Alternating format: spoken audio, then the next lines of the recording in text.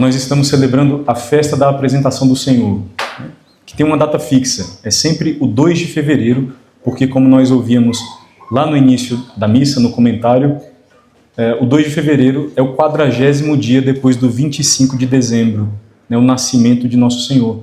É o 40º dia, portanto, depois do parto, né? E assim, conforme o costume, os costumes previstos, e os rituais previstos na lei de Moisés, existiam algumas coisas a realizar no 40º dia. A purificação da mãe, né, a apresentação do menino, se fosse o caso de um primogênito, o resgate do primogênito, algumas coisas que nós vamos comentar nessa homilia, né? Agora, convém perguntar, né, porque a liturgia da missa é um pouco diferente, né? Nós começamos a missa de uma forma um pouco diferente, e por meio até dos sinais, nós vamos vendo talvez a singularidade do que nós estamos celebrando.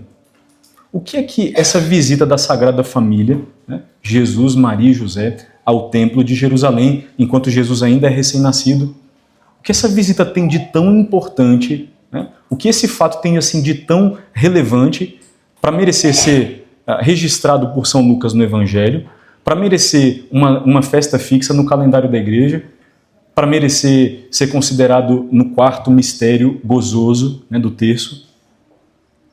Quer dizer, nós vamos resgatar nessa homilia alguns aspectos da catequese sobre essa verdade, mas vamos relacionar, né, vários pontos dessas verdades que nós vamos resgatar, vamos relacioná-los com a minha vida e com a sua, né? Bom, nós vamos comentar aqui 3 coisas: a purificação da Virgem Maria, a falta do resgate do menino Jesus e a apresentação do menino Jesus. Em primeiro lugar, a purificação de Maria. Estava prescrito, né, no livro do Levítico que no 40º dia depois do parto, as mulheres, por conta do fluxo sanguíneo decorrente do parto, fossem purificadas. Não necessariamente no Templo de Jerusalém, porque essa purificação podia acontecer de forma local, né, apresentando-se ao sacerdote para que o ritual previsto fosse realizado. No entanto, nós vemos a Sagrada Família descer a Jerusalém para viver essa obrigação, né, para viver esse rito da sua religião. É aqui já um primeiro ponto para a gente pensar, né? Nós vemos José e a Virgem Maria, São José e a Virgem Maria, descendo a Jerusalém com o menino Jesus, levando-o ao templo para viver religião. Se nós contrastamos essa verdade com as nossas famílias, será que o diagnóstico que nós faríamos também no nosso contexto, não sobre as nossas famílias, é esse?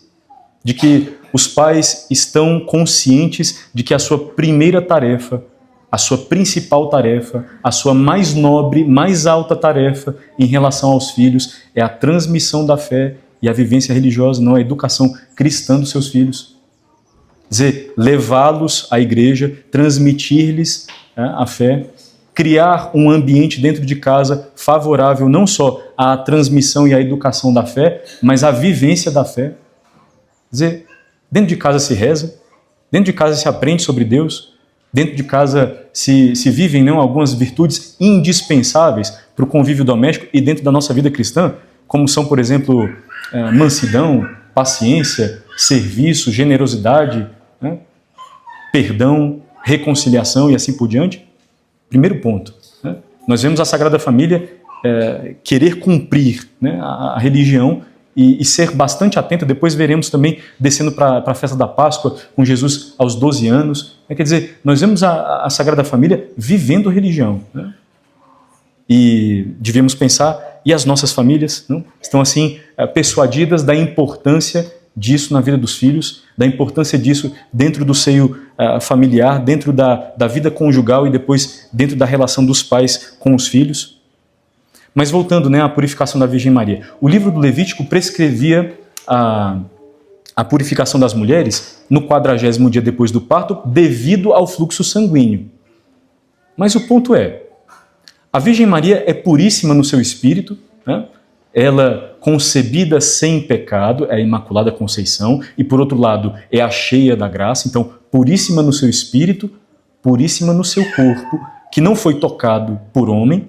Ela concebeu sob a ação do Espírito Santo, pela ação do Espírito Santo, como disse o anjo Gabriel. E depois disso também, deu à luz num parto virginal. Esse é o terceiro dogma, na ordem lógica, é o terceiro dogma a respeito da Virgem Maria. O primeiro é a maternidade divina, o segundo é a sua Imaculada Conceição, ela foi concebida sem pecado e ela é a cheia de graça. O terceiro, na ordem lógica, ela é virgem antes, durante e depois do parto. Quer dizer, Nosso Senhor veio ao mundo num parto virginal sem macular sua mãe. E, portanto, o parto da Virgem Maria não teve derramamento de sangue. E se a prescrição do Levítico obrigava as mulheres a se purificarem por conta do fluxo sanguíneo, nós estamos então diante de uma desnecessidade, se nós podemos dizer assim, da purificação da Virgem Maria. Ela é puríssima no seu espírito, puríssima na sua carne. Não? E, no entanto, se submete. Exemplo de humildade, exemplo de obediência. Nós meditávamos um pouco sobre isso a respeito de Nosso Senhor lá na festa do batismo, quando dizíamos que Nosso Senhor, Cordeiro puro e sem mancha, que veio tirar os pecados dos homens, se colocou na fila dos pecadores, identificando-se exteriormente com eles. Até essa máxima identificação aqui. Humildade, obediência, à vontade do Pai, até o extremo.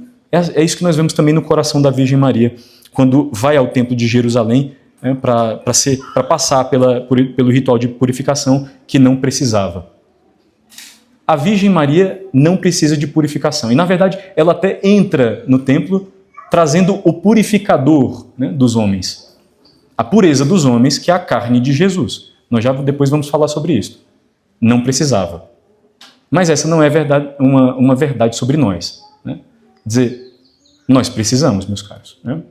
Nós que somos membros de Cristo, membros do seu corpo místico que é a igreja, embora a igreja seja santa e santificadora, porque é a esposa de Cristo, adornada com a sua graça, santa na sua palavra, santa nos seus sacramentos, santa na sua vida, santa nos seus membros, já glorificados no céu.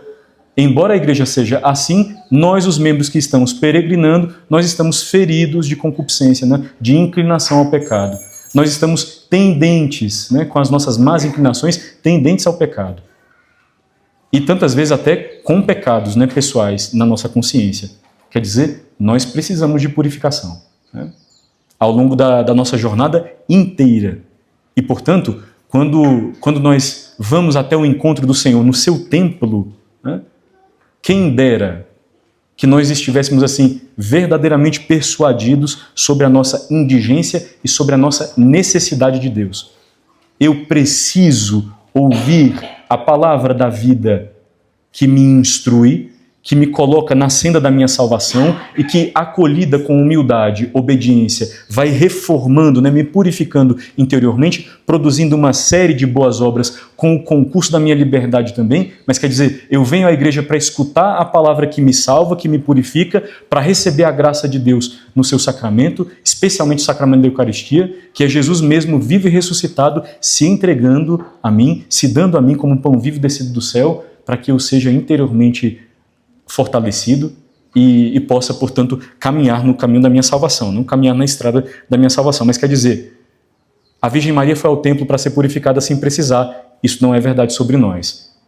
Nós vamos ao encontro de Deus no seu templo porque nós precisamos de purificação. São José e a Virgem Maria levam ao templo de Jerusalém aquilo que tem de mais precioso, o tudo para si, que é Jesus, nos seus braços.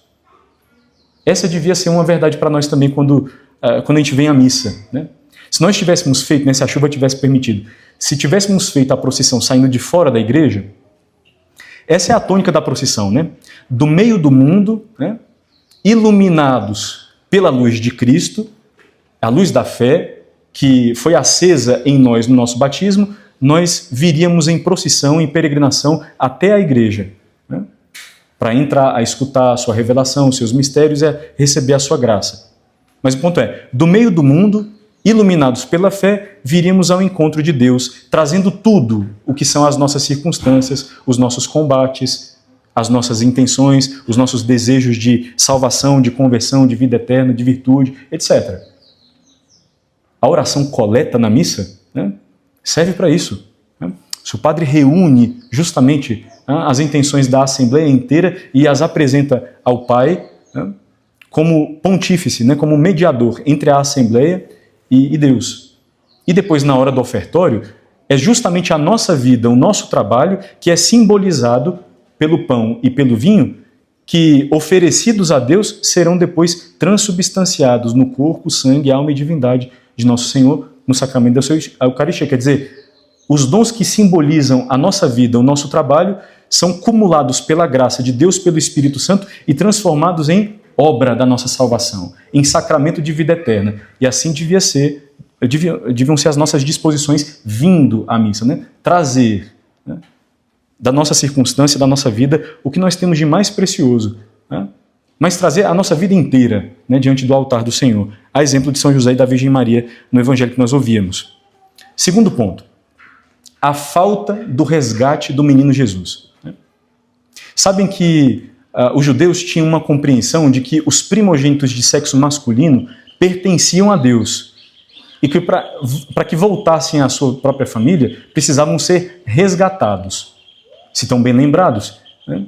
O último sinal que Deus realiza para libertar o seu povo da escravidão do faraó no Egito é justamente poupar os primogênitos dos hebreus enquanto feriu de morte, né, os primogênitos dos egípcios.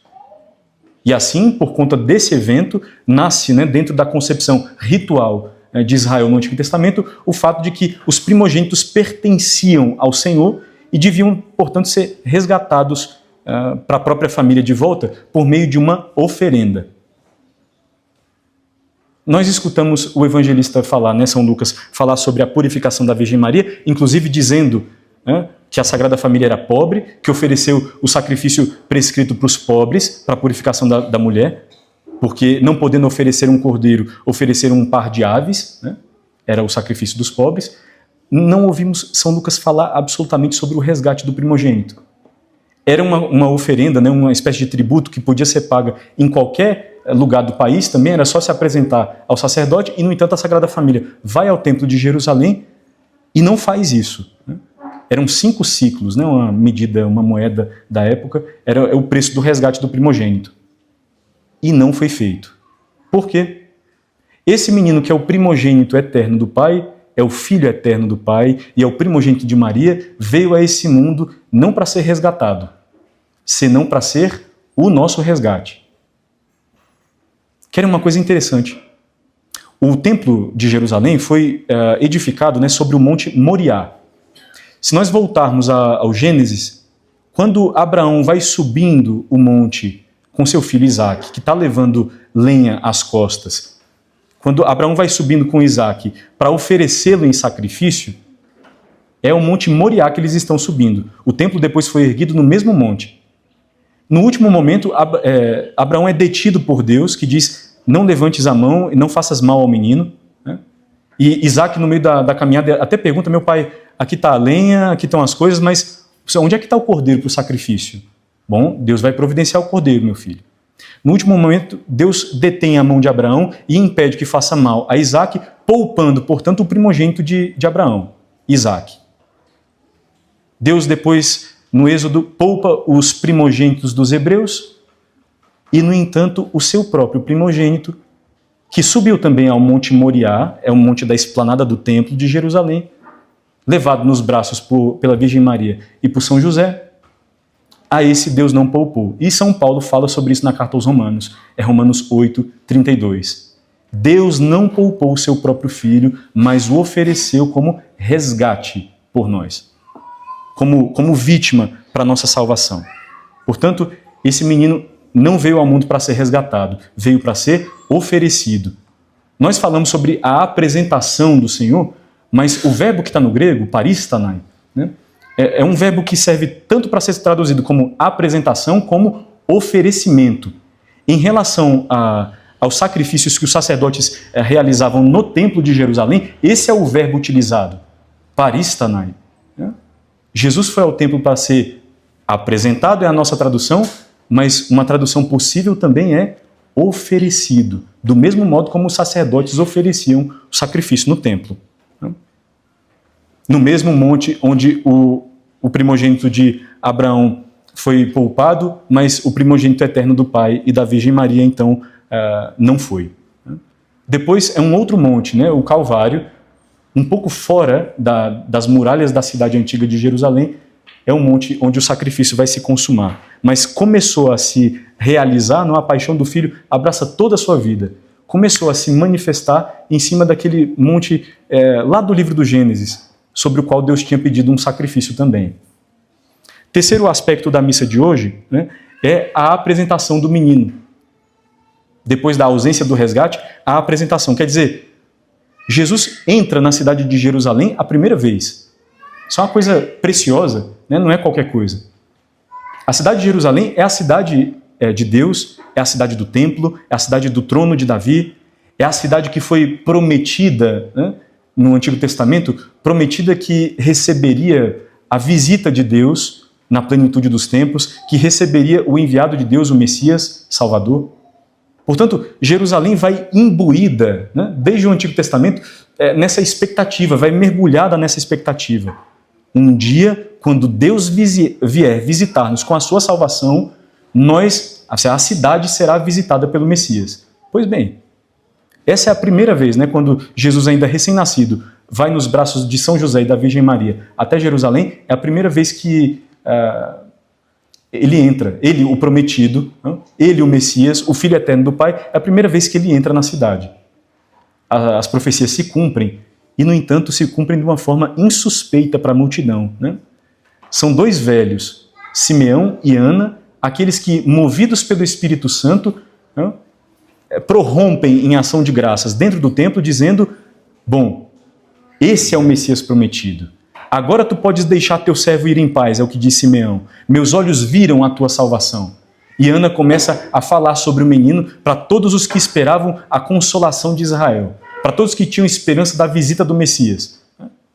Mas, a não ser por esses dois velhos, Jerusalém praticamente não suspeita, né, sobre o tempo em que foi visitada. Depois é uma das lamentações de Nosso Senhor. No final da sua vida, próximo da sua paixão, Nosso Senhor chora sobre a cidade dizendo: Jerusalém, Jerusalém, tu que matas os profetas e aqueles que te são enviados, quantas vezes quis reunir teus filhos como a galinha reúne os pintinhos debaixo das asas e tu não quiseste, né? Tu não reconheceste o tempo em que foste visitada. Depois, certamente no domingo de Ramos, entrando em Jerusalém também, Nosso Senhor vai ser solenemente aclamado, né, como o Messias prometido, como o Filho de Davi. É isso que a multidão vai dizer, não? Hosana ao Filho de Davi. É uma entrada muito diferente, contrastante dessa, que é escondida, essa primeira, depois é uma entrada pública, não? Solene, gloriosa, e, no entanto, cheia de más compreensões sobre o messianismo do Senhor. Ele veio para se oferecer. Não?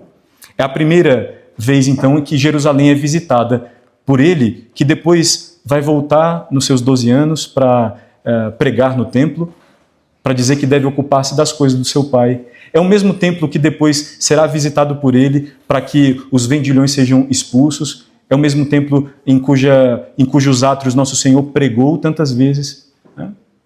É o mesmo templo sobre o qual Jesus vai chorar. É o mesmo templo sobre o qual Nosso Senhor vai dizer que é apenas imagem de um outro e verdadeiro templo, que é o seu corpo, que eles poderiam destruir e ele reergueria em 3 dias. Não? É o mesmo templo sobre o qual Nosso Senhor voltaria depois para dizer que seria reduzido a pedras, como de fato foi, destruído no ano 70 pelos romanos e nunca mais reedificado. O que sobrou foi a face oriental, se não estou enganado, do templo, que é o chamado Muro das Lamentações, mas nunca mais foi reerguido, porque o verdadeiro templo, disse Nosso Senhor, é a sua carne. E assim, portanto, Jesus vai ao templo para ser apresentado, mas, a bem dizer, nós precisaríamos inverter a mesa para pensar: foi o templo, não? Que foi visitado pelo verdadeiro templo de Deus, a carne de Jesus. O prólogo do Evangelho de São João diz assim: o verbo de Deus se fez carne e habitou entre nós. Mas o verbo grego skenó armou a sua tenda entre nós, armou o seu santuário entre nós. O verdadeiro santuário de Deus no meio do seu povo, o verdadeiro santuário de Deus no meio dos homens, do qual o templo era só imagem, era só preparação, era só figura, é esse daqui, onde Deus recebe a máxima glorificação, onde os nossos pecados de fato são cancelados. É a carne do Filho oferecida em sacrifício para nós e por nós na cruz. Nós que fomos mergulhados nesse mistério, nós batizados, mergulhados no mistério de Jesus, atenção, nós somos templos vivos da Santíssima Trindade. E como é que nós vivemos isso? Nós estamos persuadidos dessa verdade, de que nós somos morada espiritual, de que nós somos templo de Deus, habitação de Deus, morada de Deus. Com que dignidade nós nos portamos e nós tratamos com os outros também, devemos pensar sobre isto.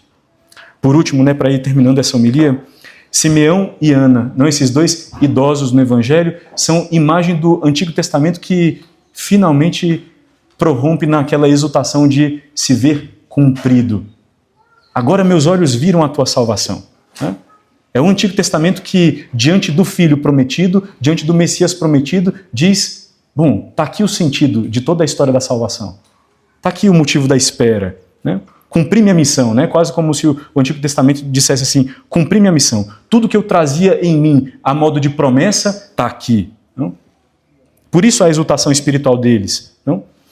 No Oriente, essa missa não é chamada missa da apresentação do Senhor, é chamada missa do encontro, a festa do encontro, para falar sobre o encontro de Simeão e Ana com a salvação, com o menino Jesus.